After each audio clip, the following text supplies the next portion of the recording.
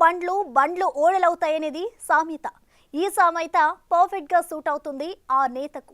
గత ప్రభుత్వ హయాంలో కూటమి నేతలపై విరుచుకుపడుతూ తొడలు కొట్టిన ఆ నేత సీన్ ఇప్పుడు కంప్లీట్ గా రివర్స్ అయింది.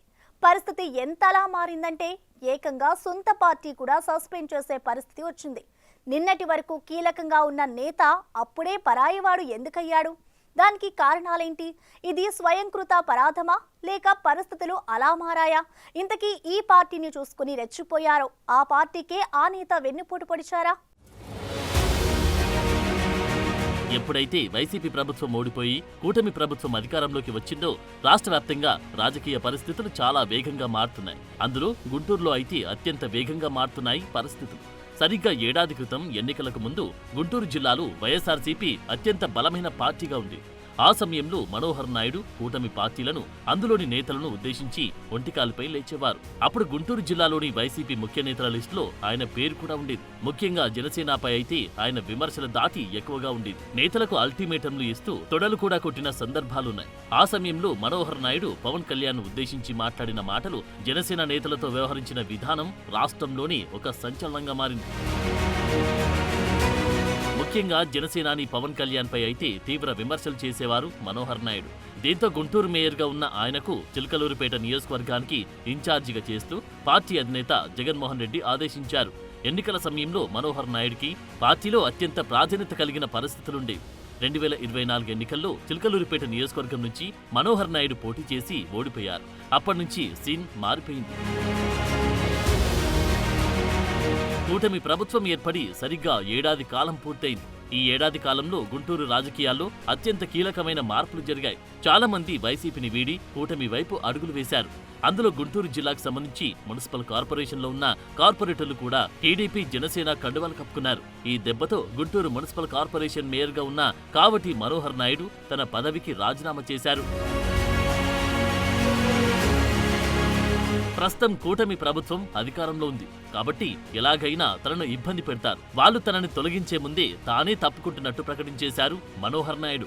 ఆయన చేసిన ఈ పని ఇప్పుడు పార్టీ నుండి తనని సస్పెండ్ చేసే పరిస్థితికి తీసుకొచ్చింది. మనోహర్ నాయుడు రాజీనామా కంటే ముందు ఓ సీన్ జరిగింది. గుంటూరు మున్సిపల్ కార్పొరేషన్ కు సంబంధించి వైసీపీ అధినేత జగన్మోహన్ రెడ్డి నేతలందరినీ తాడేపల్లి పిలిపించుకుని మాట్లాడారు. మీరంతా తప్పకుండా ప్రభుత్వం పైన పోరాటం చేయాలని సూచించారు.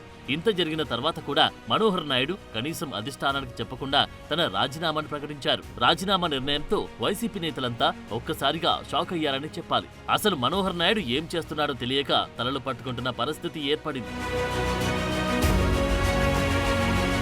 మనోహర్ నాయుడు తన నిర్ణయాలన్నీ ముందుగా పార్టీ పెద్దలకు వివరించి వారి ఆదేశాల మేరకు రాజీనామా చేసి ఉంటే బాగుండేదని కొందరు నేతలు బహిరంగంగానే తమ అభిప్రాయాన్ని వ్యక్తం చేశారు.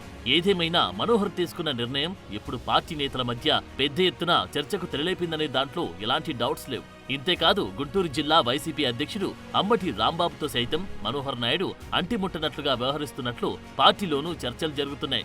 మేయర్ పదవికి రాజీనామా తర్వాత గుంటూరు వెస్ట్ నియోజకవర్గ ఇన్ఛార్జిగా తనకు అవకాశం కల్పించాలని కొందరి నేతల ద్వారా అధిష్టానానికి తన నిర్ణయాన్ని మనోహర్ నాయుడు పంపించినట్లు వైసీపీ వర్గాల్లో మాటలు వినిపించాయి. అయితే వెస్ట్ నియోజకవర్గాన్ని ఇన్ఛార్జిగా అంబటి రాంబాబు తనకు తానే ప్రకటించుకోవడంతో మరింత అసంతృప్తిలో మనోహర్ నాయుడున్నట్టు తెలుస్తోంది. ఈ వ్యవహారంతో పార్టీ చేపట్టిన వెన్నుపోటు దినోత్సవ కార్యక్రమానికి సైతం మనోహర్ నాయుడు దూరంగా ఉన్నట్టు సమాచారం. ఈ విషయాలన్నింటినీ పరిగణలోకి తీసుకున్న పార్టీ పెద్దలు అతన్ని సస్పెండ్ చేసినట్లు కనిపిస్తోంది.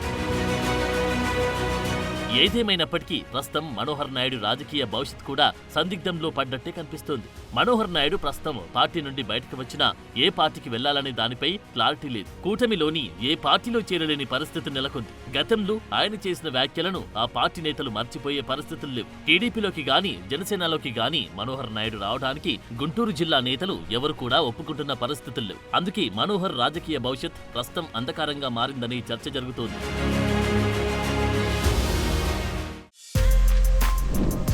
For more videos like this, subscribe Big TV channel.